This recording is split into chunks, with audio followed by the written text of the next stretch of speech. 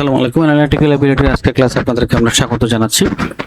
আজকের ক্লাসে আমি অ্যানালিটিক্যাল পাজল নিয়ে কথা বলবো। আপনারা জানেন বাংলাদেশ ব্যাংকের এডি পরীক্ষা এবং আসন্ন কম্বাইন্ড অফিসারের কম্বাইন্ড ব্যাংকগুলোর যে পরীক্ষাগুলো আছে সেই পরীক্ষার প্রিলিমিনারিতে এবং রিটেনে অ্যানালিটিক্যাল অ্যাবিলিটি সংযুক্ত করা হয়েছে।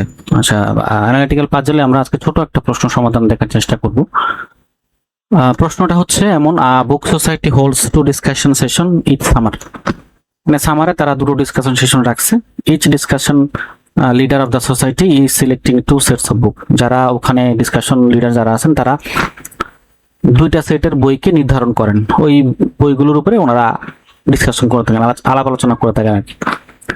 She is choosing from 7 books, এবং তারা হচ্ছে 7টা বই থেকে বইগুলা চুজ করে থাকেন। এই 7টা বইগুলো হইতেছে F G H I J K L, এবং সেট 1-এ আপনার হচ্ছে 4টা বই থাকবে এবং সেট 2-তে বাকি 3টা বই থাকবে। Will continue the other 3 books. 7টা বইয়ের মধ্যে 3টা বই চলে যাবে সেট 1-এ, 7টা বইয়ের মধ্যে 4টা বই চলে যাবে সেট 1-এ আর 3টা বই চলে যাবে সেট 2-তে। Okay, the leader must select the books for each set according to the following restriction. যে ফলোইং রেস্ট্রিকশন আছে এই রেস্ট্রিকশন অনুযায়ী বইটা সেট করা হবে। That means F can not be in the same set as G. অর্থাৎ F যে গ্রুপে থাকবে, যে সিটে থাকবে জি সেই সিটে থাকবে না। ফাইন। যদি জে ইন সেট 2, যদি সেট 2-তে বসে, যে যদি সেট 2-তে বসে তাহলে এল ও ওই সেট 2-তে বসবে। If L is in set 1, L যদি সেট 1-এ বসে তাহলে I must also be in the set 1, আইও সেট 1-এ বসবে। আমাদের কন্ডিশন আমরা বুঝতে পেরেছি। আচ্ছা, ওকে, ফাইন। এবার প্রশ্নে যাব।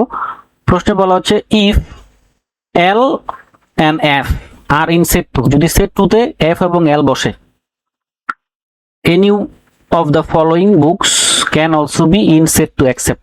মানে হলো সেট 2-তে নিচের কোন বইটা বসতে পারে না।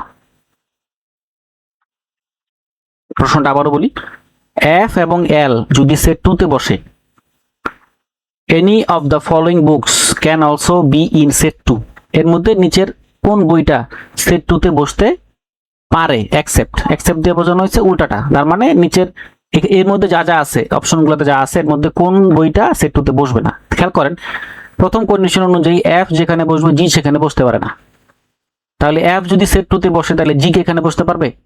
পারার কথা না। তার মানে এ ইজ দা এখানে রাইট অ্যান্সার। আমাদের আর অন্য কন্ডিশন নিয়ে আলাপ আলোচনার দরকার নেই। ওকে, 13 নম্বর প্রশ্ন, if L is in set 1, যদি সেট 1-এ এল বসে, which of the following must be true, নিচের কোনটা সঠিক? আচ্ছা, যদি সেট 1-এ যদি আপনি এল কে বসান, আচ্ছা বসান আপনি সেট 1-এ এল কে, সেট 1-এ কয়টা বসতে পারে, কয়টা বই বসতে পারে? সেট 1-এ বসতে পারে হলো 4টা বই। আমরা ধরেন এল কে বসাইলাম। আবার আমার কন্ডিশনটা দেখেন, যদি এল যদি সেট 1-এ বসে তাহলে ওই সেটের মধ্যে আইও বসবে, তাহলে আমরা আই কেও বসাই দিলাম। আচ্ছা, কন্ডিশন নাম্বার 1-এ দেখেন, 1-এ বলা হয়েছে F can not be in the same set as G. তাহলে এফ অথবা জি যে কোনো একটা জায়গায় বসতে পারে, হয় সেট 1-এ বসবে নয় সেট 2-তে বসে, যে কোনো একটা বসতে পারে। এখানে এফও বসতে পারে, এখানে জিও বসতে পারে, আমরা তো জানতেছি না। তাইলে আমরা দুইটার মধ্যে যে কোনো একটাকে রাখবো, হয় জি কে রাখবো আর নয়তো আমরা এফ কে রাখবো। কোথায়? সেট 1-এ। ওকে, সেট 1-এ আমরা হয় এফ কে রাখবো না জি তে রাখবো। ভালো কথা। তাহলে আমার আর কি কি বাকি আছে দেখেন তো।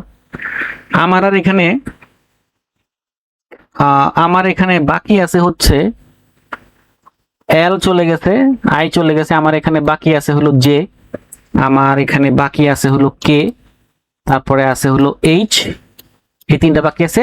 জি এবং এফ এর মধ্যে যে কোনো একটা বাকি আছে, কারণ যদি সেট 1-এ এফ বসে, জি সেট 1-এ বসতে পারবে না, জি বসবে সেট 2-তে। ঠিক আছে, তাহলে দেখেন আমার কে এইচ নিয়ে কিন্তু কোনো কন্ডিশন নেই। তার মানে আমি কে এইচ এর যে কোনো একটা এখানে বসাইতেও পারি, আবার নাও বসাইতে পারি। তবে আরেকটা কন্ডিশন আছে, বলা আছে যে এখানে আপনার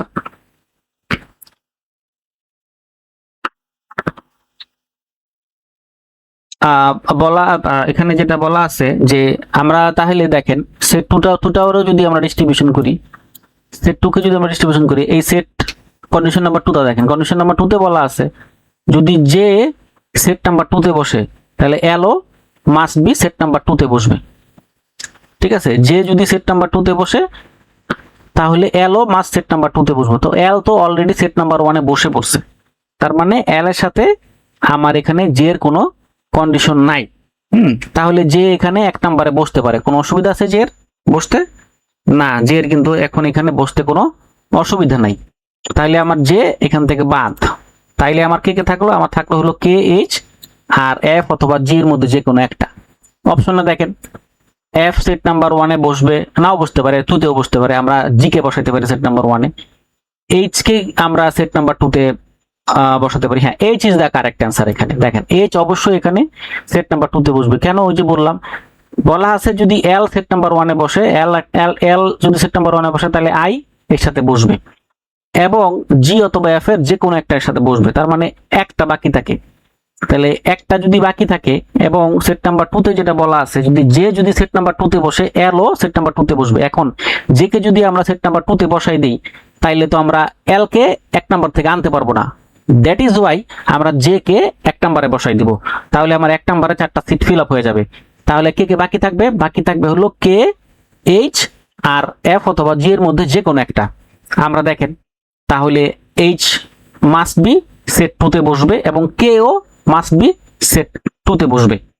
এখন কে এর অপশন যেহেতু নাই, এইচ যেহেতু আছে, তার মানে B is the right answer.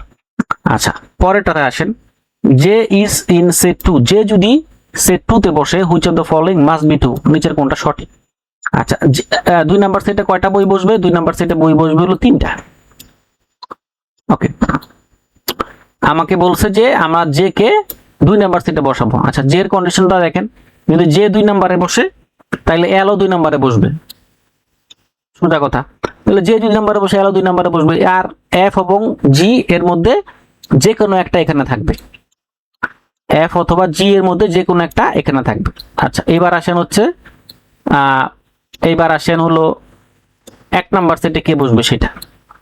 আচ্ছা, এফ অথবা জি এর মধ্যে যে কোনো একটা এখানে বসবে। আচ্ছা, 1 নাম্বার সেটে কন্ডিশন দেখেন, 1 নাম্বার সেটে বলা আছে এল আর আই। এল যদি বসে আই কেও বসতে হবে।